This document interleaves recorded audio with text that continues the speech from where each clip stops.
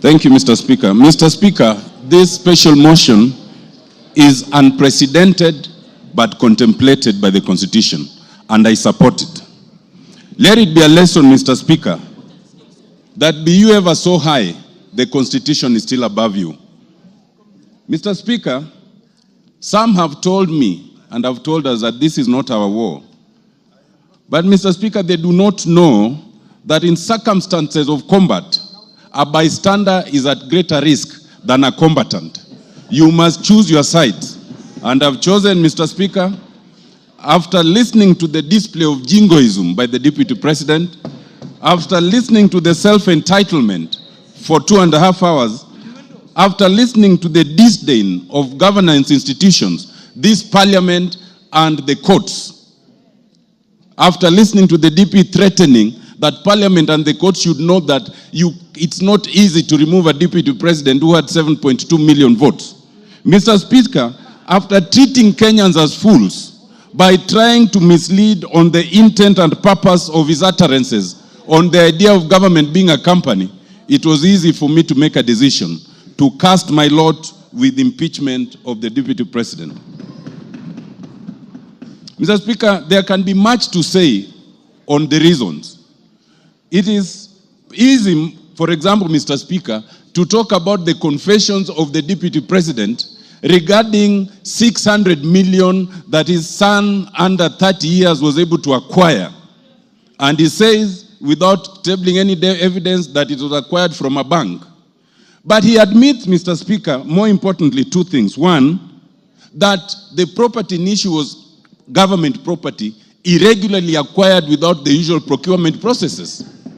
He also admits, Mr. Speaker, that the son was able to be given, a moratorium of 1 year not to pay anything while enjoying the proceeds. And the DP thinks there's nothing wrong with that.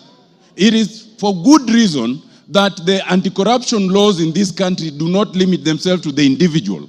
They go to the spouse and the children. It is for such reasons. Mr. Speaker, it is also interesting that the DP admits to abuse of office. How does it do that?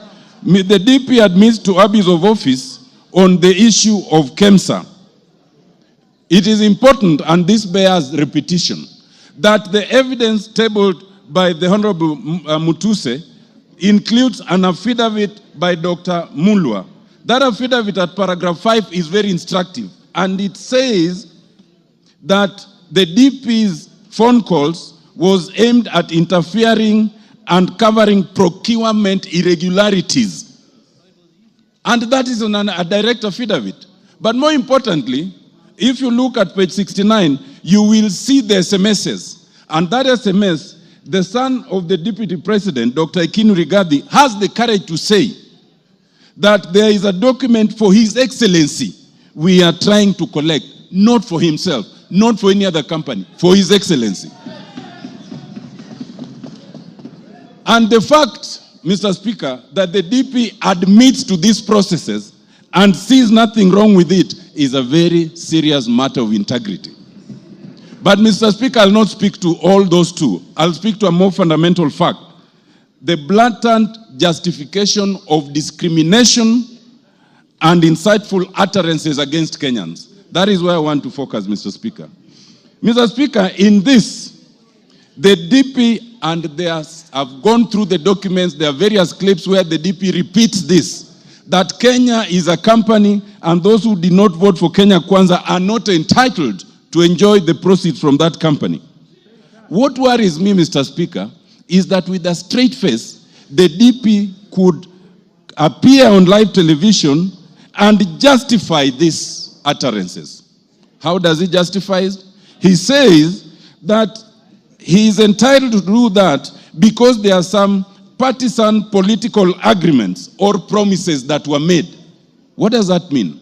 The DP elevates promises at a political party level above the National Cohesion and Integration Act, Section 13. He elevates those promises at a political party level above the Constitution of Kenya. There are 15 different articles that speaks against this. The fact that the DP can think that he can justify such utterances and elevate these agreements above the law and the constitution is the clearest evidence that he must go because he has breached the constitution.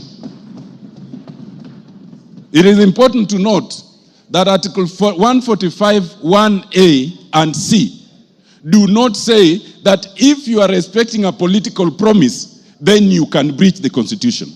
If that was to be the case, Article 24 would include that as a limitation. It does not include. If you want one reason, members, to impeach the deputy president is because he has admitted to breaching the constitution on account of a political promise. Mr. Speaker, Article 145 1B is another interesting one, and it speaks to serious reasons to believe that the DP has breached the constitution. You do not need the hard evidence. Members, remember, for conviction, that is for courts. We are not a court of law. Ours is to look at the evidence and see if there's a serious and reasons to believe. Those serious reasons speak to integrity. They speak to impropriety. And if you look at them and then find that there's some impropriety, then ground 7 will have been proved. Ground 7 talks of the issue of acquired property coming to 5.2 billion. What struck me, Mr. Speaker, is that the deputy president took 1.5 hours to explain why he's not corrupt. Of the 2.5 hours, 90 minutes was to explain why he is not corrupt. The very fact that you take 90 minutes to explain you are not corrupt is prima facie evidence of corruption.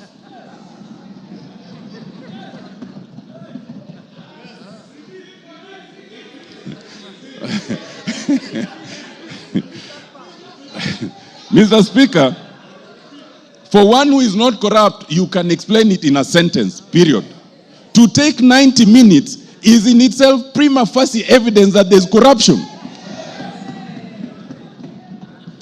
Mr. Speaker, on the KEMSA issue, other than their affidavit and their interference, the affidavit, the DP then admits interference. Whoever advised the DP to do that live interview could not have had his interest at heart, but has made our work much easier.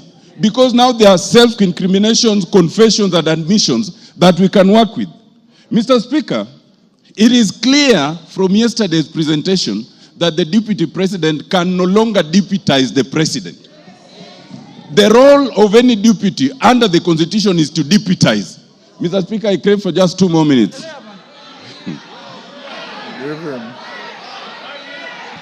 So that, Mr. Speaker, even the fact, Mr. Speaker, it is not a ground of the impeachment by Honorable Mwangi Mutuse. But it has become a clear ground from yesterday's interview that the DP is incapable of deputizing the president. And if we needed an independent ground, that is very clear. It is also clear that the DP can no longer be part of a cabinet. It is a basic rule in terms of labor law. If you cannot work with your boss, if you insubordinate your boss, if one person is to go, is the subordinate, not the boss. Mr. Speaker,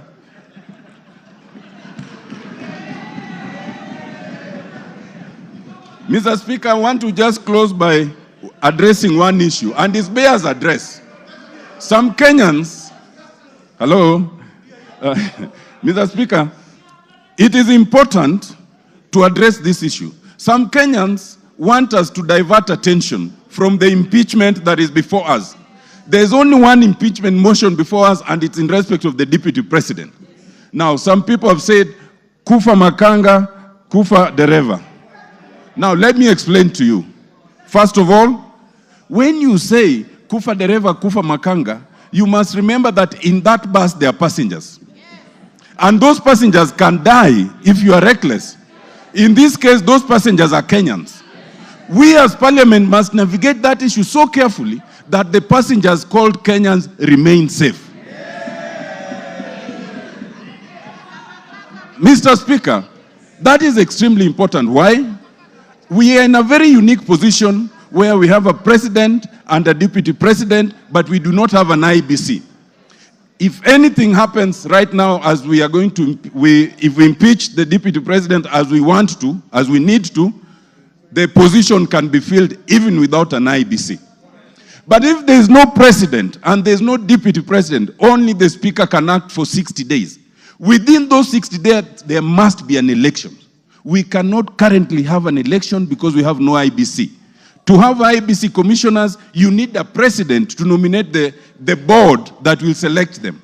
Once the board is nominated and they propose a name, then the name must be forwarded again to us, and it's only the president who can nominate them. In other words, if you say kufa dereva kufa makanga, you want absolute turmoil for all the Kenyans to die in that accident. That would be a very reckless act. Mr. Speaker, I am convinced, having looked at the deputy president, having listened to him, that the deputy president is not remorseful. He is not sorry for any utterances. He is not prepared to change. He is a man who must be saved from himself by impeachment. Thank you, Mr. Speaker. I support.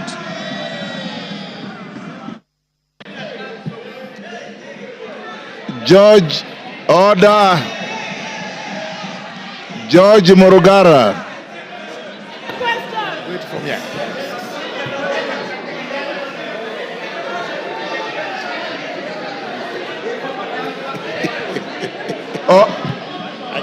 Order, honorable members, order. Order, Bensouda.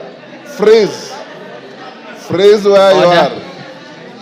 Order, members. Order, honorable members. I know the limits of exuberance are high. Order. Beatrice, freeze where you are. I know the levels of exuberance are high, but let's listen to those who are speaking. There's a lot of requests to speak, and I did tell you that in a motion such as this, Dr. Bukose will not ask to put the question. So let's listen to each other. Of course, the canned and band of debate cannot be ruled out in acknowledging good issues and disagreeing, but let's have some decorum. Those of you who speak, you have 5 minutes. If you can finish earlier, the better, so that many more can speak. Good. Go on, Murugara. And members, when you are given permission to speak,